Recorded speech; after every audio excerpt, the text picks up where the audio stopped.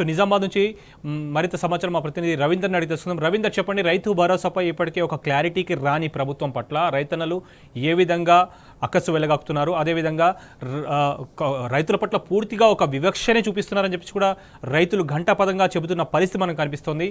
అక్కడ నిజామాబాద్లో ఉన్న పరిస్థితి ఏంటి?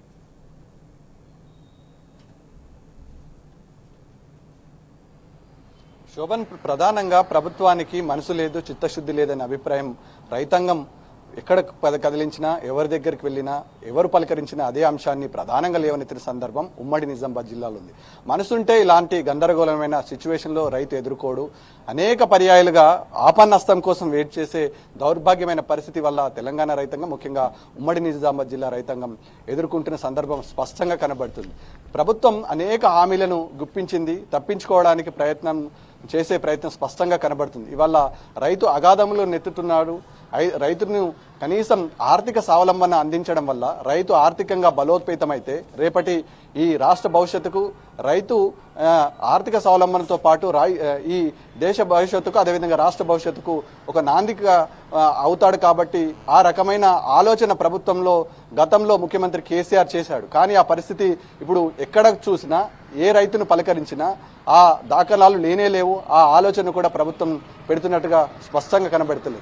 3 పర్యాయాలుగా రైతు బంధును, రుణమాఫీని తప్పించుకోవడానికి ప్రయత్నం చేసింది తప్ప అనేక పర్యాయాలుగా ప్రభుత్వానికి అంత ఓపిక లేదని కాదు, అంత టైం లేకుండా ఉండడమా, రైతులంటే అంత నిర్లక్ష్యమా అనే ఆలోచన ప్రభుత్వం. రవీందర్, రైతులకు సకాలంలో విత్తనాలు అందవు, ఎరువులు అందవు, రైతు బంద్ అందదు, ఇప్పుడు రైతు భరోసా కూడా క్లారిటీ లేదు. ఈ నేపథ్యంలో రైతులు రాబోయే రోజుల్లో సంఘటితంగా ఏర్పడి ప్రభుత్వానికి వ్యతిరేకంగా ఏమన్నా చర్యలు చేపట్టే అవకాశం కనిపిస్తుందా?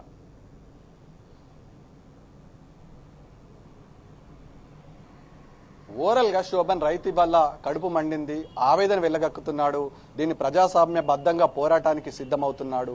భారతీయ కిసాన్ సంఘ్ ఆధ్వర్యంలో ఆర్మూరు రైతులు, అదేవిధంగా ఆర్మూరులో ఉన్నటువంటి రైతు ఐక్య కార్యాచరణ కమిటీ ఆధ్వర్యంలో ఉమ్మడి నిజామాబాద్ జిల్లాగా పెద్ద ఎత్తున నిరసన కార్యక్రమాలకు పిలుపునివ్వడం జరిగింది. పెద్ద ఎత్తున రైతులు స్వచ్ఛందంగా తరలి రావాలని ఈపాటికే ఘంటాపదంగా చెబుతున్నారు. రైతులను మోసం చేసే పద్ధతి ఎక్కడికక్కడ ఎండగట్టడానికి ఉమ్మడి నిజామాబాద్ జిల్లా ఉన్నటువంటి రైతు ఐక్య కార్యాచరణ కమిటీ ఆధ్వర్యంలో, అదేవిధంగా కామారెడ్డిలో ఉన్నటువంటి భారతీయ కిసాన్ సంఘ్ ఆధ్వర్యంలో పెద్ద ఎత్తున నిరసన కార్యక్రమాలకు రేపటి నుంచి మొదలు కానున్నాయి. ఈ నేపథ్యంలో రైతులను ఏమార్చే ప్రయత్నం, రైతులను ఇబ్బంది పెట్టే ప్రయత్నం, చిన్న సన్నకారు రైతులకు ఇవాళ వీధిన పడేశారు.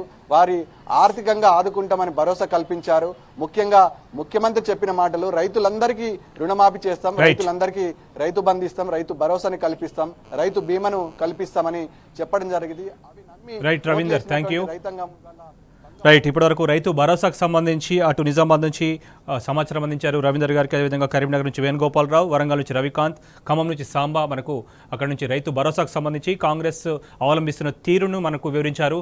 సో ఇప్పటికైనా ప్రభుత్వం మొద్దు నిద్ర వీడాలి, రైతులకు సంబంధించి సమీక్షలు జరపాలి, రైతులకు సంబంధించి ప్రత్యేకమైన పథకాలతో పాటు ఇప్పుడు కొనసాగిస్తున్నటువంటి సకాలంలో రైతు బంధు, రైతు భరోసా వేసి వారిని ఆదుకుంటే గనక ఆత్మహత్యలతో పాటు తగ్గించడంలో పాటు రైతుకు ఒక వెనుదన్నుగా ఉంటుందన్న ఆశాభావం కూడా వారిలో కల్పించాలన్న ఒక దృక్పథం మనకు మొత్తంగా వ్యక్తమవుతున్న పరిస్థితి కనిపిస్తుంది.